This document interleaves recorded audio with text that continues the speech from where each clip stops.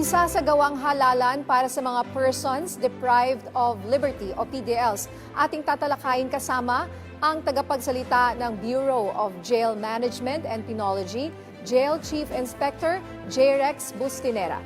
Inspector Bustinera, magandang tanghali po and welcome sa Bagong Pilipinas ngayon. Yes, magandang tanghali po, Ma'am Weng and Ma'am Nina. Kumusta naman po ang inyong mga paghahanda para sa nalalapit na halalan sa mga kababayan nating persons deprived of liberty o PDLs? Ano po ang magiging proseso ng kanilang pagboto? Opo, handang-handa na po ang BJMP para bumoto ang ating mga kapatid na pansamantalang nakabilanggo at nasa kustodiya namin.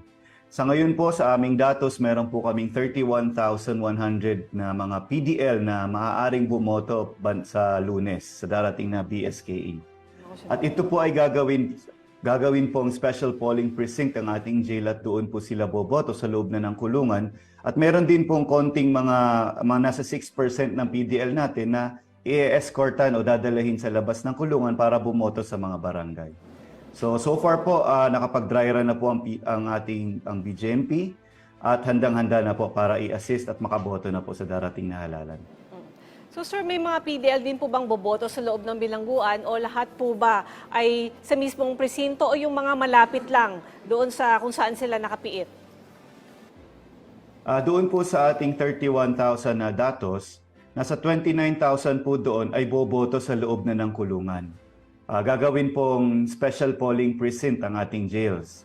At pupunta na lang po doon ng COMELEC at tutulungan ng BJMP at ng PNP para dalhin ang balota at ibalik sa community. Meron naman po tayong 1,900 na dadalahin natin sa mga barangay o sa mga community precinct ng COMELEC. Sir, para para malinawan ng ating mga kababayan, sino-sino po yung mga PDL ang pinapayagang bumoto sa darating na halalan? May mga kailangan po bang isumiting court order o iba pang dokumento para payagang silang makaboto? Opo. Una po, ito po yung mga registered voters natin since nung 2022 election at yung mga bagong nadala o bagong nakulong na ipinarehistro po natin during the period of registration ng COMELEC. Ito po ay ang mga may pending cases pa at hindi pa po sila convicted ng final judgment o hindi pa nahahatulan ng final judgment sa kanilang mga kaso. At kaya mayroon pa rin po silang karapatan ng kanilang nabumoto.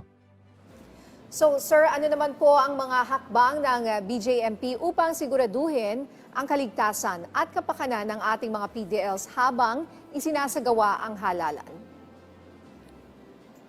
Ang mga hakbang po nating ginawa dyan, nagpakandak po ng dry run ng election ng ating Chief BJMP, si Jail Director Roel Is Rivera, of course with the direction of our Secretary, Attorney Benhur Abalos.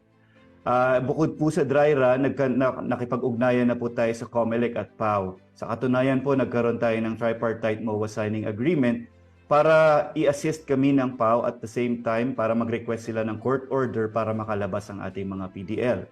At ang COMELEC naman po, may coordination na po tayo with PNP and COMELEC para sa kanilang security. Kasi ibabiyahe po natin ang balota at ayaw din po nating ma-taint ng integrity ng ating election process. Kailangan ma-secure ang balota, ang ating COMELEC officers galing sa presinto, papunta sa jail at from the jail, pag nakaboto na, pabalik naman at para maibilang at maitala ang kanilang mga boto. So far, well and prepared na po ang BJMP at nailatag na po natin ang mga security preparations. Sir, bilang panghuli na lang po, meron po ba kayong mensahe at paalala sa ating mga kababayan mula po sa inyong opisina? Opo, sa ating pong mga kababayan na sa darating pong halalan, wag po kayong magtataka kung mayroon pong boboto na mga may escort na PDL. Ito po ay kanilang karapatan at pinayagan po silang bumoto. At sa iba naman po nating kababayan, sana suportahan po ninyo ang mga programa sa ating mga PDL kasi ito po ay ginagampanan ng BJMP para po sila ay magbagong buhay at pag sila ay lumaya ay hindi na magko-commit ng crime at magiging productive citizen na sila.